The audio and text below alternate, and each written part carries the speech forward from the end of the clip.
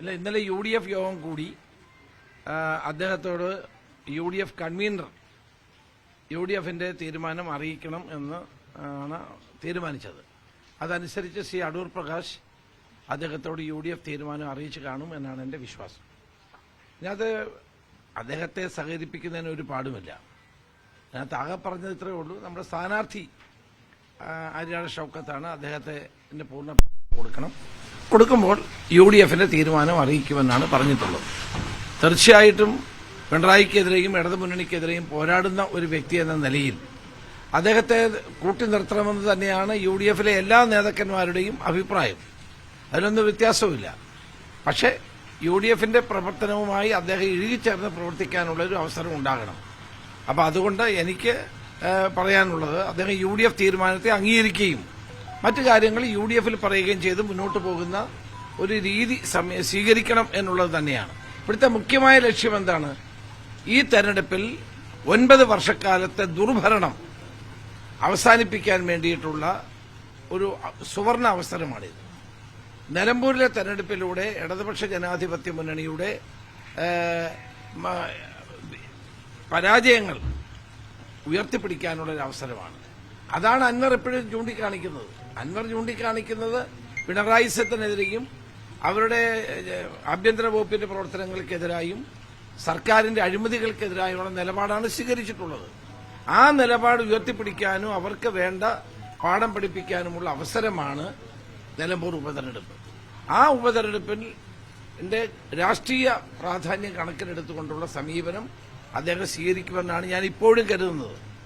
അതുകൊണ്ടാണ് ഇന്നലെ UDF യോഗം ചേർന്ന് ഇത്രയും കാര്യങ്ങൾ അദ്ദേഹത്തെ അറിയിക്കാൻ തീരുമാനിച്ചിട്ടുള്ളത്. മറ്റു കാര്യങ്ങൾ വരട്ടെ, എങ്ങനെ വരുന്നു നോക്കട്ടെ. ഏതായാലും ചർച്ചകൾ അവസാനിച്ചിട്ടില്ലല്ലോ, വരട്ടെ. അതെ, വരട്ടെ.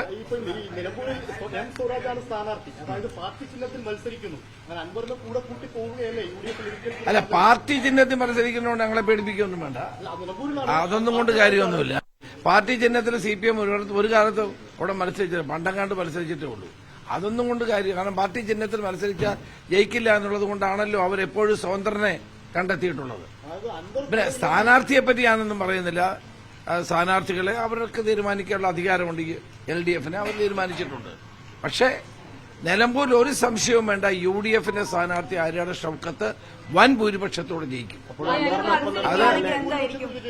അല്ല, അതിനുള്ള ചർച്ചകൾ നടന്നുകൊണ്ടിരിക്കുകയാണല്ലോ, വരട്ടെ. ഇപ്പൊ നമ്മളൊരു അന്തിമ തീരുമാനത്തിലേക്ക് എത്തണ്ടല്ലോ. ഇന്നലെ UDFന്റെ അഭിപ്രായം UDF കൺവീനർ അദ്ദേഹത്തെ ധരിപ്പിച്ചിട്ടുണ്ട്. വരട്ടെ, സമയമുണ്ടല്ലോ. അതെ, അല്ല, ഇനി സമയമുണ്ടല്ലോ, അങ്ങനെ എടുത്തു ചാടണ്ട, വരട്ടെ. ഈ ജമ്മു കാശ്മീരിന്റെ പ്രത്യേക പദവി എടുത്തു കളഞ്ഞ മോദി സർക്കാരിനെ പ്രകീർത്തിച്ചുകൊണ്ട് സൽമാൻ ഖുർഷിദ് ഇന്തോനേഷ്യയിൽ സംസാരിച്ചിട്ടുണ്ട്. എങ്ങനെയാണ് അതിനെ കാണുന്നത്? സൽമാൻ ഖുർഷിദ് എന്താ പറഞ്ഞതെന്ന് എനിക്കറിയില്ല. ഞാനും പത്രത്തിൽ വാർത്ത കണ്ടേ ഉള്ളൂ.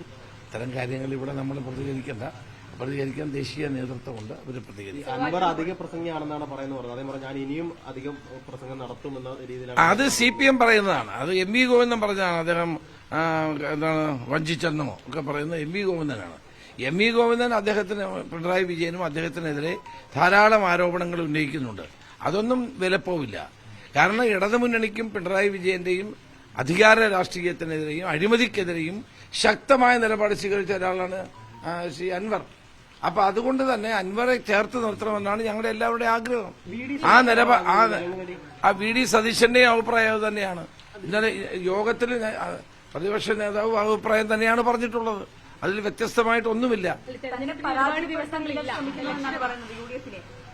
എനിക്ക് അങ്ങനെ തോന്നുന്നില്ല, അങ്ങനെ ആരും ശ്രമിക്കും. ഏതായാലും അത്തരം കാര്യങ്ങളൊക്കെ വൈകാതെ പരിഹരിക്കാനുള്ള ശ്രമങ്ങൾ നടക്കുകയാണ്.